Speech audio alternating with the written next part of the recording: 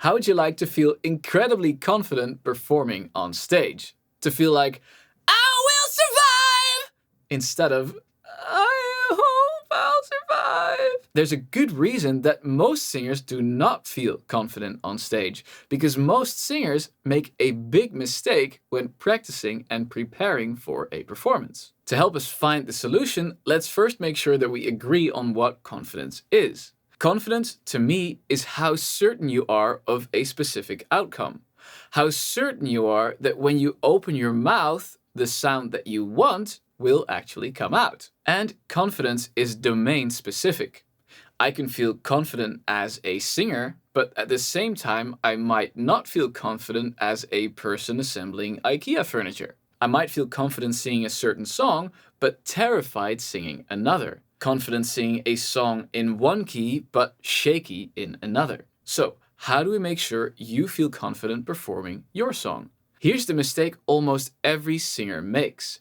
They practice their song until it's good enough under perfect conditions. Nice quiet room, warmed up voice, no distractions, familiar backing track, and they practice the same version of the song that they will use in the performance. But performance conditions are never perfect.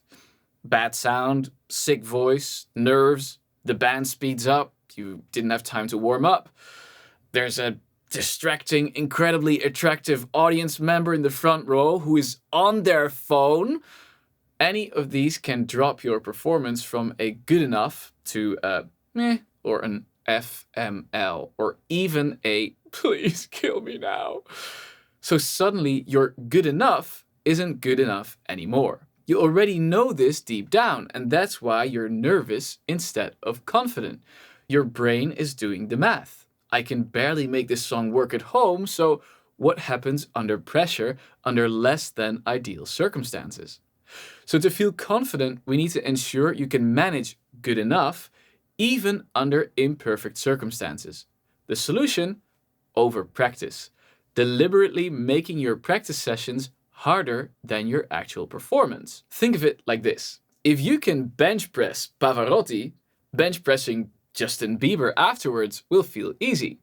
Same principle applies to singing. Practice a harder version of your song so you'll feel confident about being able to do the performance version. When you've over-practiced, you know that even if stage conditions drop your performance a bit, you'll still land in the good enough zone. And that knowledge creates genuine confidence. So, here are some ideas on how to practice a version that is more than good enough, so when you get to the stage and you know your performance will probably be a bit less than more than good enough, you'll still end up good enough.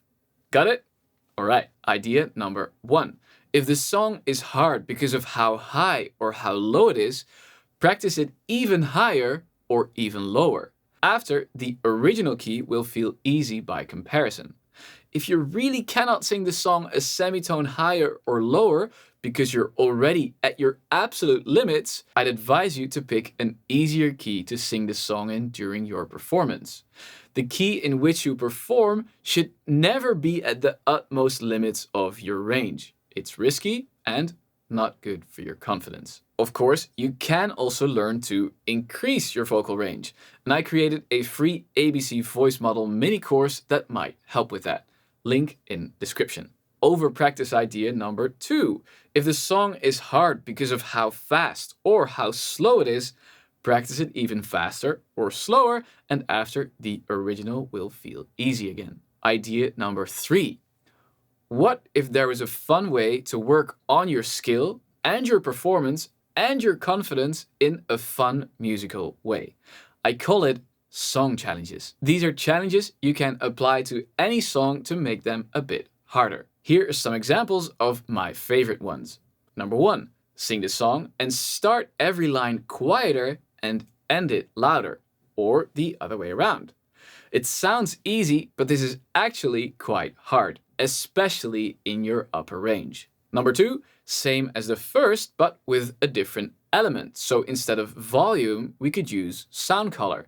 So we'll start every line with a lighter sound color and end with a darker sound color. Or we'll start every line with less twang and end with more twang. Number 3, you could sing the first or last word of each line with a breathy sound. Number 4, you could put a riff on every sustained note.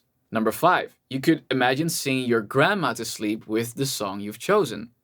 Number 6, you could alternate singing one line with and one line without vibrato. Number 7, you could sing the song without singing the original melody and improvising a whole new one. These are just some examples. You can come up with an infinite amount of song challenges. By applying a song challenge, you'll build your vocal skill in general.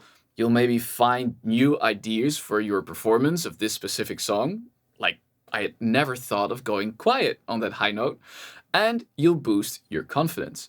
Because after doing a song challenge, when you return to the original without the limitations of the challenge, it will feel easy in comparison. Overpractice idea number 4. If you always practice with the same backing track, mix it up. Try one with piano or an acoustic guitar instead of a full band. Try to accompany yourself. Try to sing a cappella. See if you can get live accompaniment. Whatever works for you, but mix it up. Change your accompaniment to become more flexible. Idea number 5. Create less than perfect circumstances on purpose.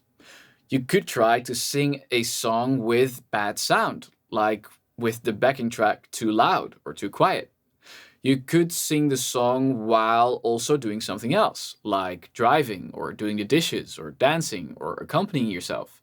Anything that will take some mental capacity away from the task of singing. Or you could intentionally use bad posture when singing the song. With all of these, once you go back to just singing the song under better circumstances, it will feel easier. And if the circumstances during the performance would be bad, you'll be prepared. Overpractice idea number 6. Stage fright often comes from the jump between practicing alone and performing for others. You can bridge this gap with practice audiences. Even one friend or family member helps. It makes the step from singing alone to the stage smaller and less scary. For all of these overpractice ideas, don't practice these alternative versions too often, or they'll sink into your muscle memory and they'll become your default way to sing the song. Always return to the original after each variation. Now, you've prepared, you've practiced, you've over-practiced all you could, but you still feel those performance butterflies. So here's a bonus idea to give you a last-minute confidence boost right before you go on stage. It consists of 3 parts. The first, box breathing. This is a technique the military uses to calm themselves in firefights, almost as stressful as a singing performance. Breathe in for 4 seconds, hold for 4 seconds, breathe out for 4 seconds, hold for 4 seconds again, and repeat. Do this for a couple of minutes until you feel calmer. The second, the way you feel influences the way you use your body. If you feel confident, you'll probably stand in a more open, confident position. If you feel insecure, your position, your posture will probably be more closed. We cannot directly influence the way we feel, but we can directly influence the way we use our body. And it also works the other way around. So if I use my body in a confident way, if I take a confident posture, I will also start to feel more confident. So before your performance, maybe while you're doing the box breathing exercise, take up some space, open up, and you'll feel the confidence streaming in.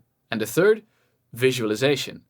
Our brains are terrible at telling the difference between a detailed visualization and reality. So visualize a successful performance. The more detail you add, the better the effect. How does my perfect performance look? How does it sound? How do I feel? What does the audience do?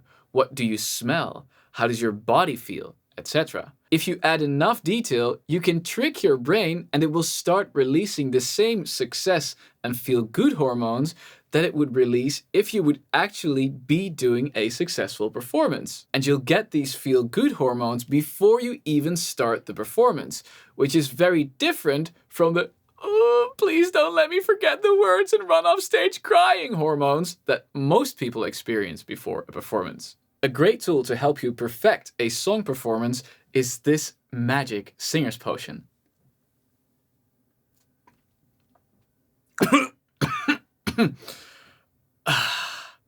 So good. But as I just finished the last bottle, a great alternative is my skill cycle method. It's a science-backed system to help you practice better with more fun and master your singing. I recorded a free skill cycle masterclass, link in description. And if you enjoyed this video, I think you might like that one as well.